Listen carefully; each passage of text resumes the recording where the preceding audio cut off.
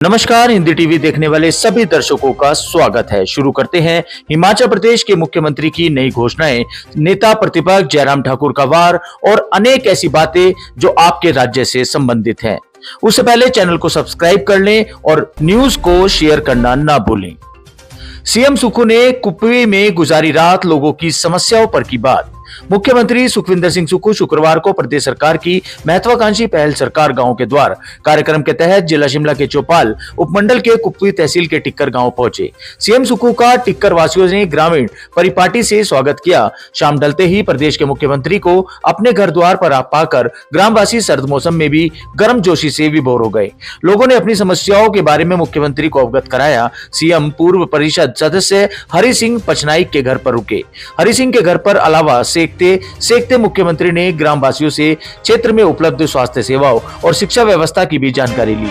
मुख्यमंत्री के आवास के लिए 3 स्थान जुड्डू सिलाल पंचायत के नंदपुर गांव, मंझोली पंचायत के मंझोली तथा टिक्कर गांव पर विचार किया जा रहा था, लेकिन प्रशासन ने सुरक्षा की दृष्टि व अन्य कारणों से टिक्कर गांव का चयन किया था। नेता प्रतिपक्ष जयराम ठाकुर का वार, विपक्ष से बचने को छोटा कर दिया विंटर सेशन। नेता प्रतिपक्ष जयराम ठाकुर ने कहा कि कांग्रेस सरकार प्रदेश के मुद्दों पर बात नहीं करना चाहती है, इसलिए वह विपक्ष का सामना करने से डर रही है, तभी विधानसभा का सत्र बहुत छोटा चल रहा है। इस बार हिमाचल के इतिहास का सबसे छोटा विधानसभा सत्र रखा गया है। मात्र 4 दिन में प्रदेश के इतने मुद्दों पर कैसे बात होगी, उनके मुद्दे कैसे हल होंगे। सुनने में आ रहा है कि सत्र के 4 दिनों में 1 या 2 दिन मुख्यमंत्री स्वयं नहीं रहेंगे, तो किस बात का सत्र आयोजित किया जा रहा है? क्या मुख्यमंत्री की व्यवस्थाओं के हिसाब से सत्र नहीं रखा जा सकता? सदन में जनता के मुद्दों पर बात होती है, प्रदेश की समस्याओं के हल निकाले जाते हैं। ऐसे में सिर्फ कोरम पूरा करने के लिए विधानसभा का सत्र आयोजित करना कड़ा निंदनीय है। प्रियंका गांधी बोली, अडानी को कोल्ड स्टोरेज देने से रो रहे हैं हिमाचल के बागवान। कांग्रेस के राष्ट्रीय महासचिव और नवनिर्वाचित सांसद प्रियंका गांधी ने शुक्रवार को लोकसभा में अपने पहले भाषण में हिमाचल के हितों की पैरवी की। प्रियंका गांधी ने कहा कि अडानी को कोल्ड स्टोरेज देने से हिमाचल के बागवान रो रहे हैं। केंद्र सरकार पर कथित तौर पर एक व्यक्ति को लाभ पहुंचाने का उनका आरोप है। प्रियंका गांधी ने कहा कि एक व्यक्ति के लिए सब कुछ बदला जा सकता है। आज की सरकार ने सारे कोल्ड स्टोरेज अडानी को दे दिए हैं। एक व्यक्ति को फायदा पहुंचाया जा रहा है और 142 करोड़ भारतीयों की अनदेखी की जा रही है। रेलवे, एयरपोर्ट समेत सारे कारोबार एक व्यक्ति को दिए जा रहे हैं। केंद्र सरकार राजनीतिक न्याय की बात करती है, लेकिन पैसे के बल पर सरकारें गिराते रहते हैं। राजस्व मंत्री का पलटवार, बोले हिमाचल का हित नहीं चाहते हैं जयराम ठाकुर। प्रदेश के राजस्व एवं बागवानी मंत्री विपक्ष के नेता जयराम ठाकुर की घेराबंदी कर रहे हैं। उन्होंने कहा कि भाजपा बेवजह ही आरोप लगाती रहती है, मगर उन्हें सिद्ध नहीं कर पाती है। उन्होंने पिछली 4 सीटों का हिसाब भी मांगा। शिमला में पत्रकारों से अनौपचारिक बातचीत करते हुए राजस्व मंत्री जगत सिंह नेगी ने नेता प्रतिपक्ष जयराम ठाकुर का आरोप लगाया कि चुनाव के समय देश में हिमाचल को बदनाम करने का सारा श्रेय नेता प्रतिपक्ष जयराम ठाकुर को जाता है और ऐसा करने के बाद हिमाचल के हितैषी नहीं हो सकते।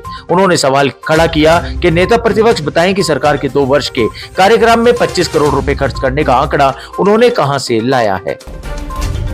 माता चिंतपूर्णी मंदिर को केंद्रीय पर्यटन मंत्रालय करेगा विकसित। उत्तर भारत के प्रसिद्ध शक्तिपीठ मां चिंतपूर्णी मंदिर को केंद्रीय पर्यटन मंत्रालय विकसित करेगा। प्रदेश सरकार को इसके लिए विस्तृत परियोजना रिपोर्ट बनाकर भेजनी होगी।